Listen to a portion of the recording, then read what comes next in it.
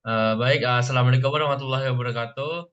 Perkenalkan nama Ya, saya Edi Prasetyo. Di sini saya bersama rekan saya ada Bayu Ahmad Nugroho dengan NIM 21121229. Di sini saya akan mempresentasikan laporan final project untuk ujian akhir semester pada mata kuliah Machine Learning dengan judul klasifikasi penyakit anemia menggunakan Machine Learning. Selanjutnya akan dibacakan oleh Mas Bayu. Bentar, ya tunggu dulu ya. Ya,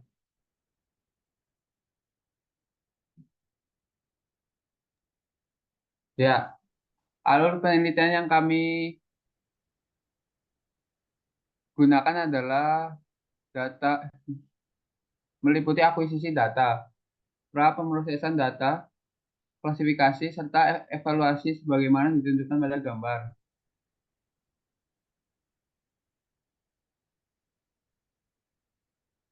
Tahapan penelitian ini ialah proses akuisisi data pada penelitian dataset yang digunakan merupakan dataset publik yang termasuk kategori dataset multi-kelas. Dataset bersumber dari repository Kaggle. Dataset yang digunakan ialah anemia tipe classification. Anemia type classification merupakan dataset utama yang digunakan dalam penelitian ini. Selain itu, dataset ini terdiri dari 4 fitur, 1232, 1232 intent, dan 9 kelas atau label. Berikut tabel 1 merupakan detail fitur pada dataset anemia type classification.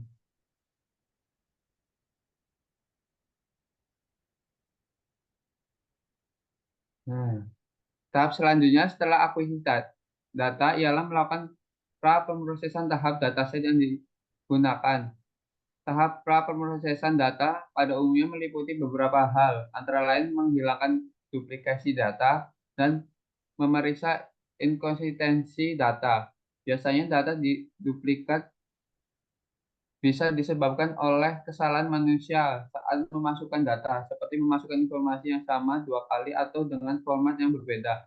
Data duplikat juga bisa muncul ketika data dikumpulkan dari berbagai sumber yang terintegrasi dengan baik.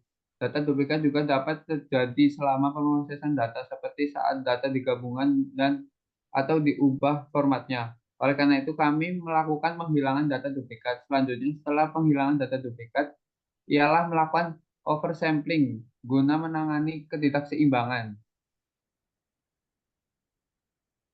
Bawah. Kelas. Ketidakseimbangan kelas terjadi ketika salah satu kelas dalam dataset dataset memiliki jumlah intens yang jauh lebih banyak daripada kelas lain. Pada penelitian ini, peneliti menggunakan tiga metode oversampling, yaitu advanced, smooth, and smoothen. Setelah data dilakukan oversampling, maka data akan di-split menjadi training set, testing set, di mana training set ini akan digunakan untuk melatih model machine learning, sedangkan testing set akan digunakan untuk mengevaluasi performa model. Pada split data ini, data akan dibagi menjadi tiga, dibandingkan menjadi tiga kali split, yaitu 7, banding. 30, 8, 20, 9, 10 banding.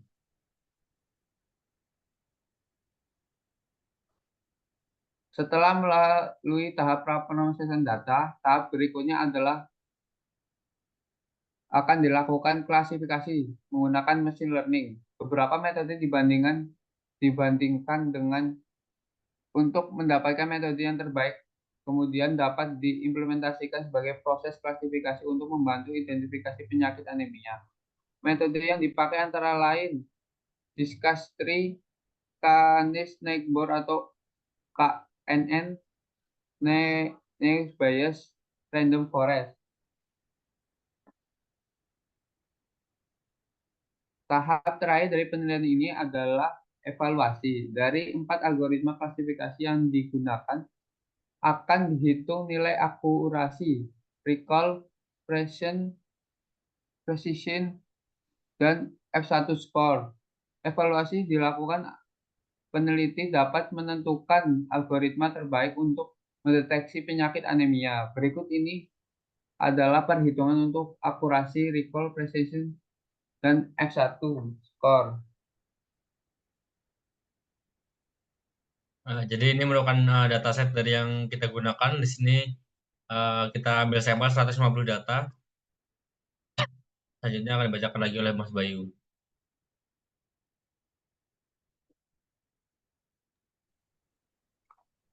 Ya, untuk pemilihan dataset anemia tipe classification dari Kaggle, untuk judul klasifikasi penyakit anemia menggunakan metode machine learning dapat didasarkan pada beberapa alasan. Satu, relevansi data ini secara langsung berkaitan dengan topik penelitian, yaitu klasifikasi penyakit anemia. Data yang disediakan mencakup berbagai jenis anemia, memungkinkan eksplorasi dan pengembangan model machine learning yang tepat untuk klasifikasi. Dua, kelengkapan dan kualitas data. Dataset ini mungkin telah diverifikasi dan dibersihkan, memberikan data kualitas tinggi yang penting untuk analisis dan yang akurat dan validasi model. Ketiga, variasi dan kedalaman data. Memiliki berbagai fitur dan informasi tentang pasien yang berbeda dengan jenis anemia yang berbeda, dataset ini memungkinkan analisis mendalam dan pelatihan model yang lebih akurat. 4. Sumber terpercaya. Kaggle adalah platform yang dikenal dengan dataset berkualitas tinggi dan komunitas aktif yang sering menyediakan data yang divalidasi oleh ahli. 5. Komunitas dan dukungan. Dengan menggunakan dataset dari Kaggle, penelitian dapat memperoleh dukungan dari komunitas Kaggle, mendapatkan insight tambahan, dan membandingkan hasil dengan penelitian lain yang menggunakan dataset serupa. Keenam, kemudahan akses. Dataset ini diakses dan diunduh dari Kaggle, memungkinkan peneliti segera mulai bekerja tanpa perlu mengumpulkan data dari sumber-sumber. Ketujuh, menggunakan dataset dalam penelitian lain. Dataset ini mungkin telah digunakan dalam penelitian lain, memungkinkan peneliti untuk membandingkan hasil mereka dengan studi sebelumnya dan memastikan bahwa metodologi yang digunakan konsisten dengan standar industri. Dengan alasan-alasan tersebut, dataset ini merupakan pilihan yang baik untuk penelitian yang berfokus pada klasifikasi penyakit anemia menggunakan model machine learning.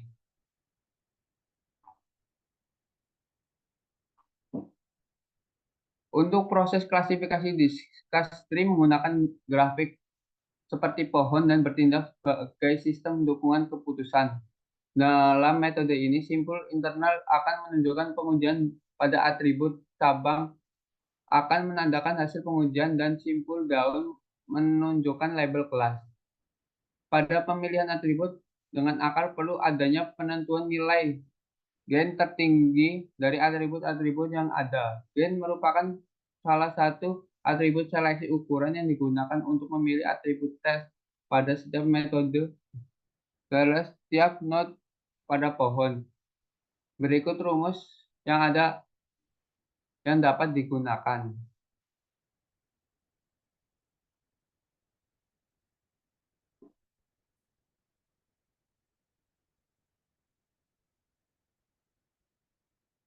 Keterangan. S adalah himpunan kasus, A adalah atribut, N jumlah praktisi atribut, SI adalah jumlah kasus pada praktisi ke-1, S jumlah kasus dalam S.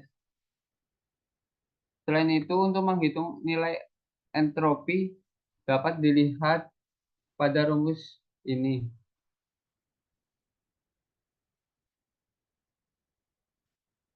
Itu keterangannya, S adalah menyimpulkan himpunan kasus, A menyimpulkan atribut, N untuk jumlah praktisi atribut, PI untuk proporsi dari SI terhadap S.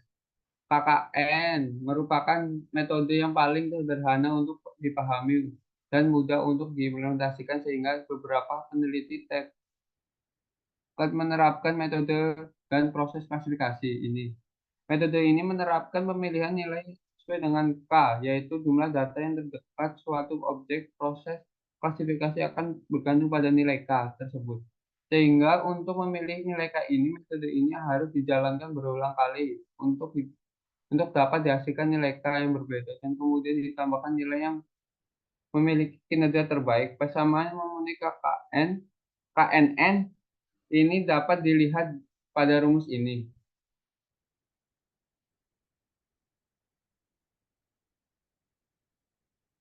Ya, selanjutnya Naus Bayes merupakan salah satu metode dalam klasifikasi yang dapat menggunakan pengetahuan probabilitas dan statistik dengan menerapkan norma Bayes dalam berbagai bidang. Norma Bayes dapat digambarkan sebagai berikut.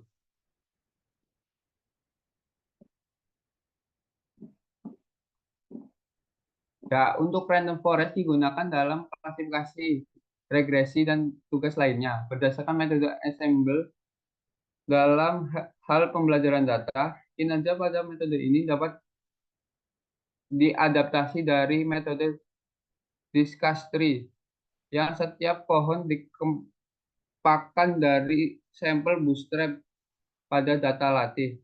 Nantinya subset dari atribut diambil secara acak dari atribut terbaiknya dengan pilihan cara dibagi menjadi dua bagian. Metode ini akan menciptakan contoh acak dari informasi dan susunan kunci script yang mengembangkan pohon pilihan. Proses klasifikasi akan dibuat untuk data yang tidak diteramati dengan mengambil suara mayoritas dari masing-masing pohon. Hal ini dapat memberikan hasil kinerja yang maksimal dalam berbagai masalah fungsional, terutama dalam mengumpulkan informasi yang tidak bertanggung jawab pada overfitting.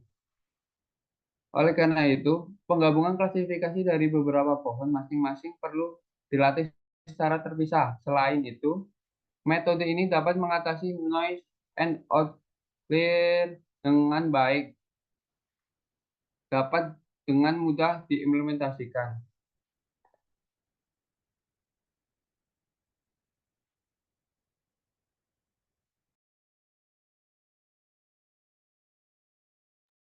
Mute, mute, mute. Pada selanjutnya yaitu ada implementasi. Di sini kita akan mengimportkan uh, pustaka atau library yang diperlukan. Ini saya mengimport segini adanya. Selanjutnya kita akan mengimportkan dataset yang telah kita ambil dari sumber Kaggle. Di sini kita ambil dari Drive karena kita import dari Drive karena kita sudah download terlebih dahulu. Ini ada sampel datasetnya. Ini ada sampel data headnya. Ini ada 14 fitur dan juga ada satu diagnosis. Pada preprocessing kita akan menghapuskan data-data yang hilang terlebih dahulu. Di sini ada missing value. Kita cek data yang hilang terlebih dahulu. Di sini integrasi nol semua karena datanya tidak ada yang hilang. Sehingga kita data duplikat, ternyata di sini ada 49 data duplikat. Jadi kita akan removing duplikat value-nya di sini. Kita akan removing data duplikatnya. Dan ini kita akan melihat distribusi dari 14 fitur tadi. Selanjutnya yaitu pemisahan data. Ini kita akan memisahkan data, data fitur, dan data target. Data fitur kita ambil di sini, ada WBC, LIMP, dan lain-lain. Juga untuk data kolom targetnya di sini ada diagnosis. Selanjutnya itu membagi data menjadi data latih dan data uji dengan pembagian 90/10 karena kita terbagi menjadi tiga yaitu 70/30, 80/20. Di sini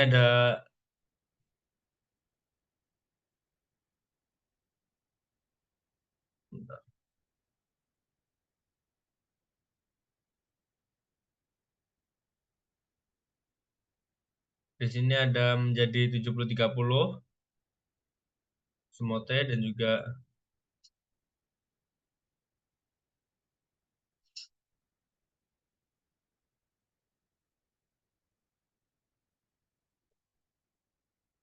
80/20 di sini. Dan juga tadi ada 90/20.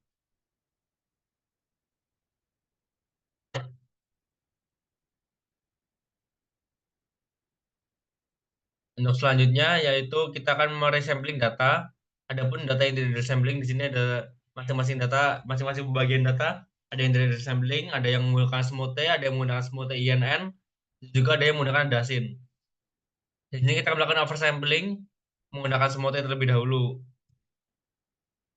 Untuk distribusinya, kita akan tampilkan dalam bentuk grafik batang di sini, grafik kelas sebelum resampling dan juga setelah resampling. Selanjutnya itu membagi data uji dan data latih.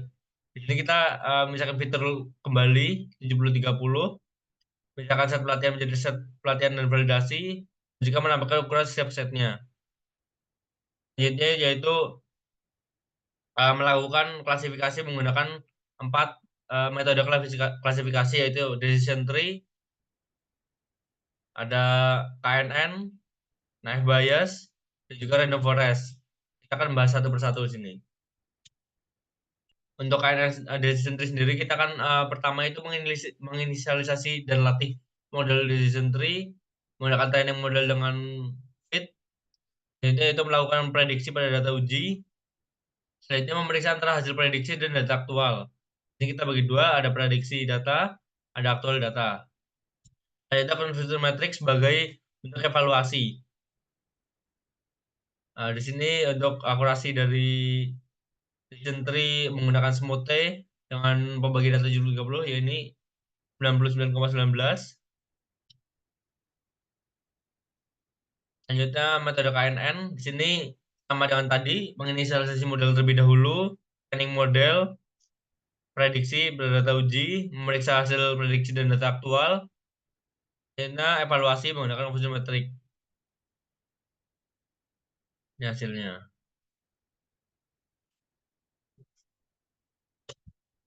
Selanjutnya yaitu naive Bayes.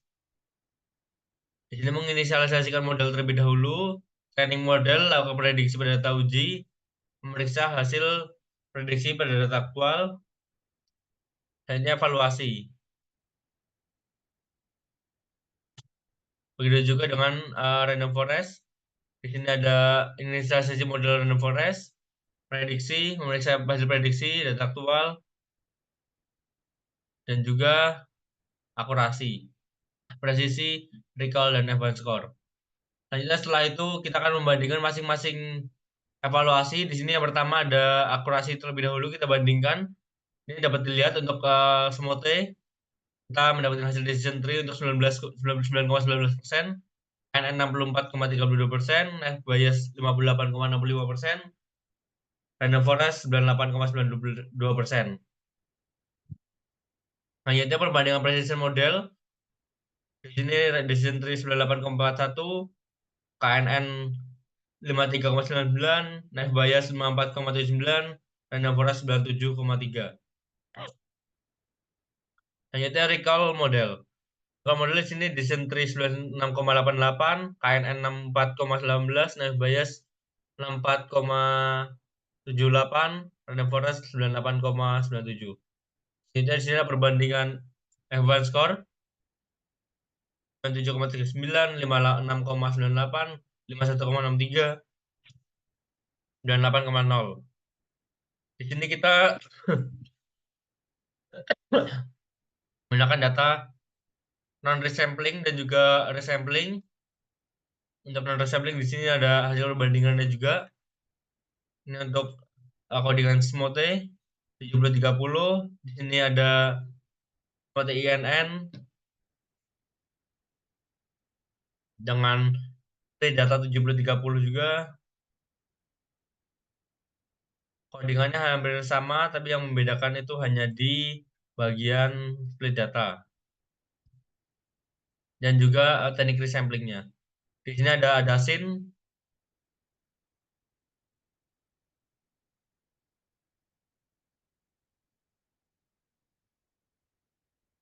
di sini ada non resampling dengan split data 80-20.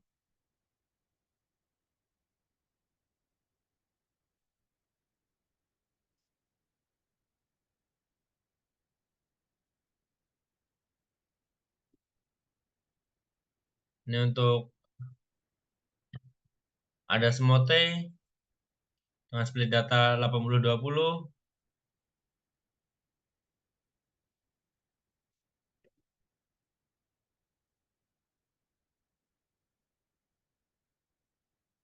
Semua juga terdapat perbandingannya juga. Lalu untuk semua INN dengan split data 80-20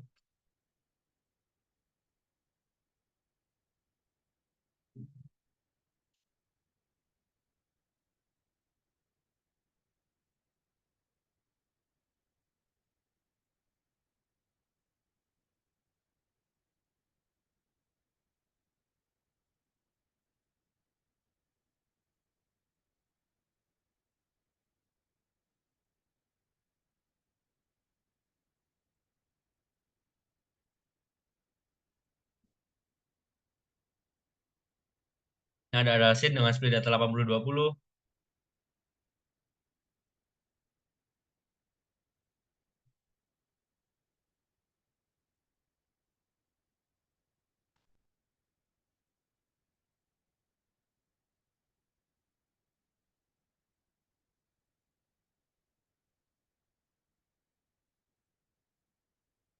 Ada non-sampling dengan split data 90-20.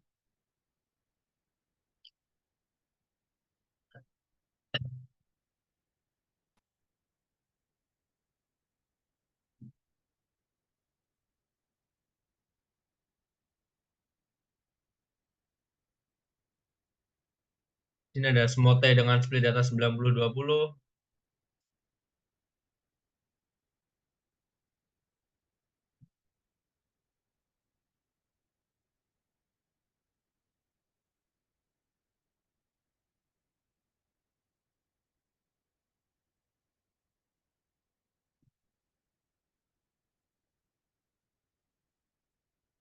Ada Smote INN dengan split data 90-20.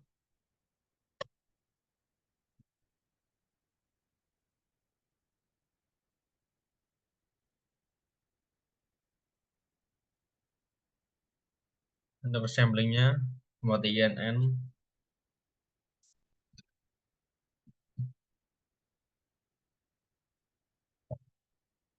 Ada adasin dengan split data 90-20.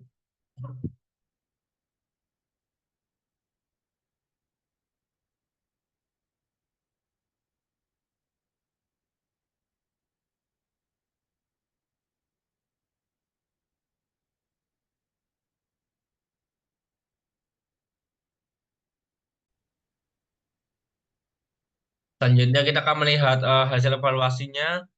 Ini untuk evaluasi pada akurasi dengan split data 70-30. Kita unggul pada model decision tree dengan resampling adasin dengan hasil akurasi 99,46. Selanjutnya untuk evaluasi dengan split data 70-30 unggul pada presisi dengan model decision tree dan resampling menggunakan Smote 98,41. Untuk evaluasi 70-30 untuk evaluasi recall kita unggul pada decision tree dan adasin untuk resamplingnya dengan akurasi 99,25. Ini untuk advanced score unggul pada metode model random forest dengan sampling Smote. Ini untuk evaluasi 80-20 datanya kita unggul di 99,60 dan juga ada SIN 99,60 dengan model resampling Smote dan ada SIN dan juga model decision tree.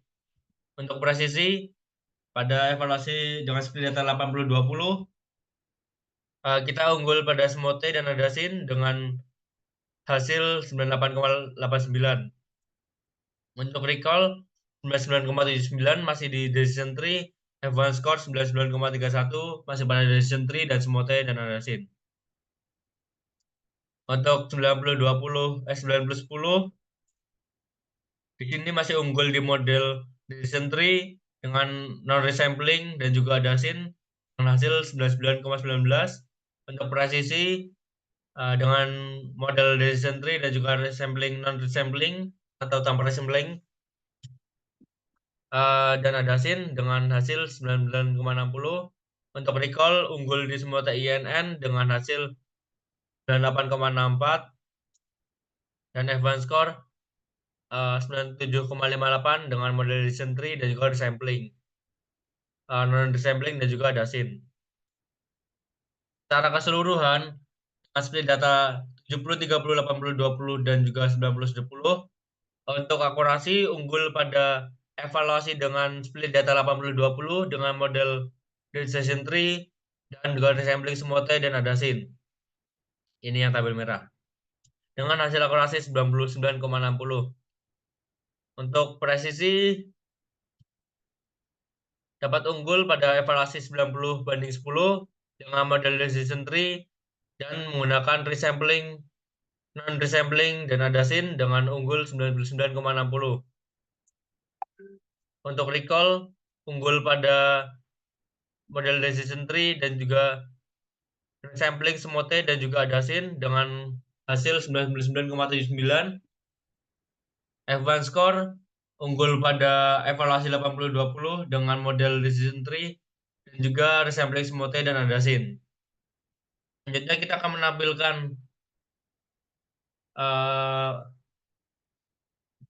dataset yang telah kita ambil dari Kaggle. Di sini tampak datasetnya, importkan ke Excel. Di sini kita tampilkan hasilnya 1282. Kenapa kita tadi disebutkan 1382? Karena itu telah dihapus data duplikatnya.